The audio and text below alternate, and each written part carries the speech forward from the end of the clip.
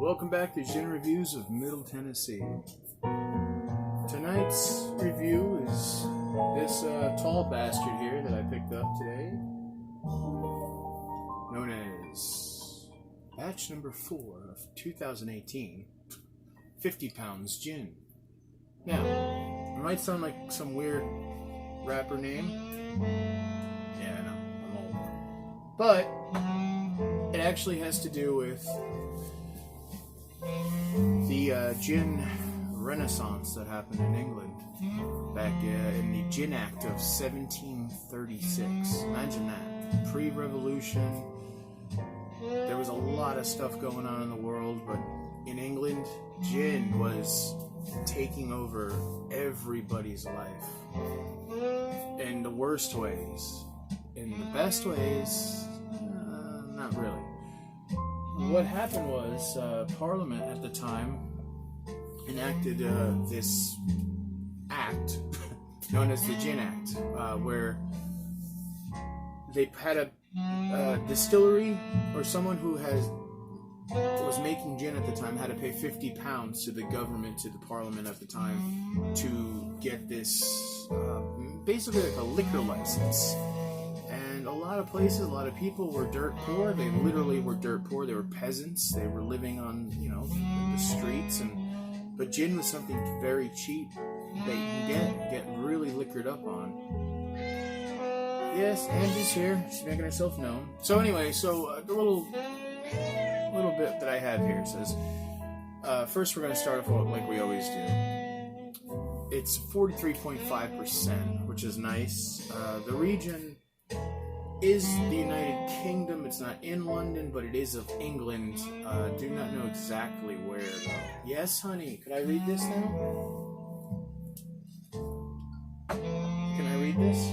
Or do you want to be on film tonight? Oh, she just got stuck in her drawer somewhere. Well, actually, I know where, but... Anyway, the known botanicals are angelica, coriander, grains of paradise, juniper, lemon, licorice, orange, and savory. Sounds good. I mean, it's a London dry, 100%. The makers of 50 pounds gin have brought to life a gin recipe created and so named as to mock the 50-pound levy, or however you want to say that, the Crown sought to collect from the thousands of unlicensed distillers across England upon passage of the 1736 Gin Act, as we just talked about.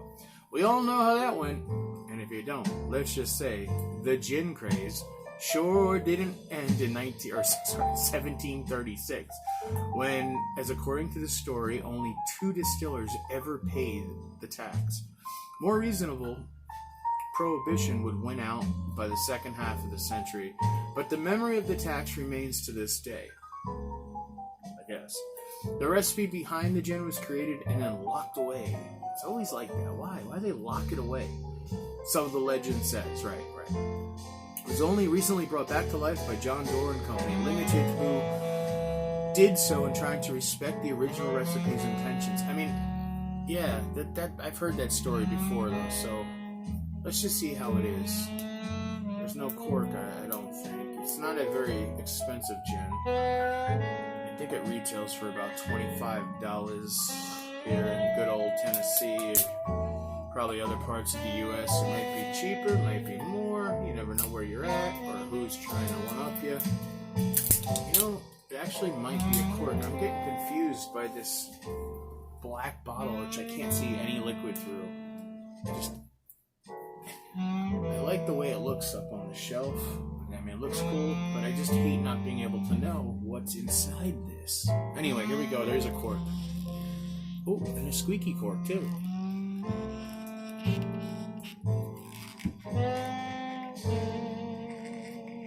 Oh!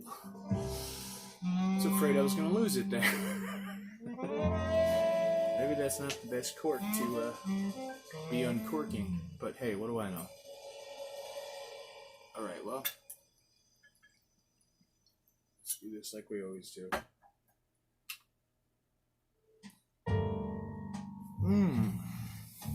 London Dry for sure. On the nose, I smell lemon and lime, citrus, Juniper is definitely there. It's classic in its character. It's like a lemon meringue pie in the background, like a creamy lemon.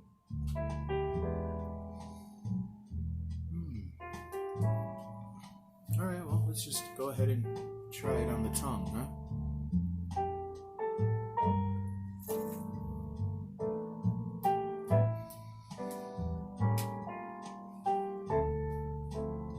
Exactly what I just said. There's lemon, coriander, angelica, the earthy tones at first. The juniper is dry. It's dry. Tip of the tongue first. The burn is okay. It's a pretty fast traveler. It's a warmth, but it's not. It's more of a fast lightning, but not moonshine lightning. It's what gin heads would probably equate to a fast traveler. There's an astringency at the end. It's a long finish of astringent.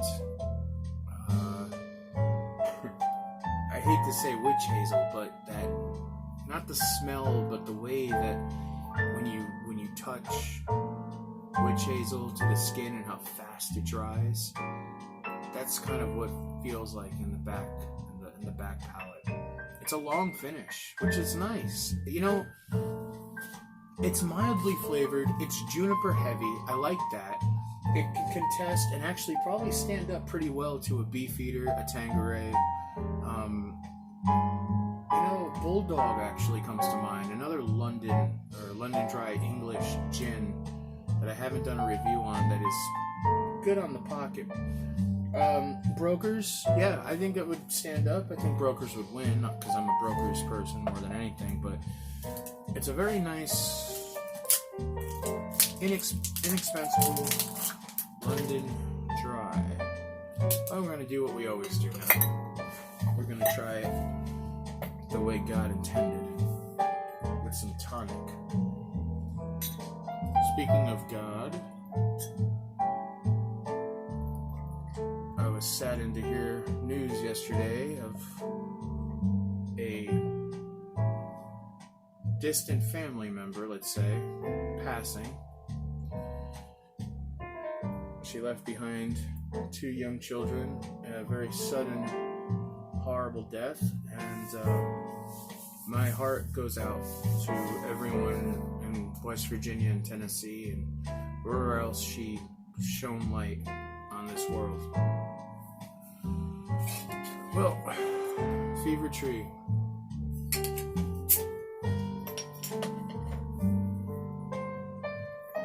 I got a new goblet because I destroyed the other one. I think it's my 9th one. Sounds right. Alright, well, let's just see how these two pair before citrus.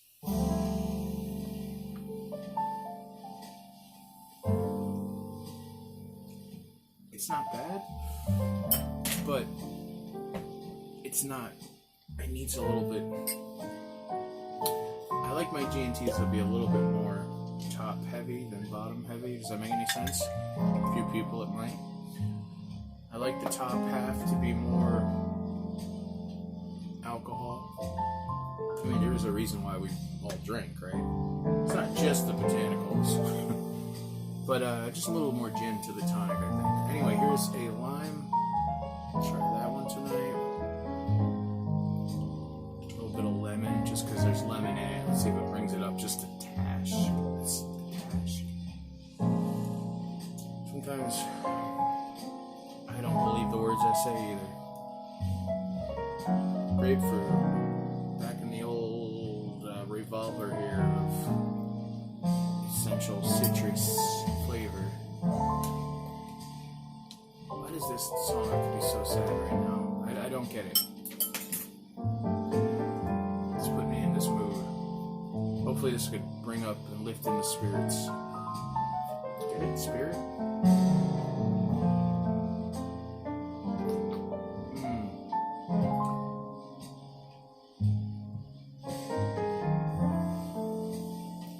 stop right there with that last chord, that G sustained. Everything's in order now. It's enacted a new life in the goblet of destiny, as it would so be called, because it's going to end up on the floor in a million pieces. So anyway, if you see this guy out there, it's worth the pick up. It's worth the try. If you like London Dry, especially true to form London Dry with the juniper tip and a nice long flow on the back end of the palate, I would try it. I would also try this in a martini, which I will be doing tonight in between rocking on my guitar and playing some tribute songs tonight to a very special person who did definitely touch a lot of lives. Anyway, from me to you to me, and everyone else here in Middle Tennessee, I say salute, I say raise a glass, I say drink like it's your last. You have a good night.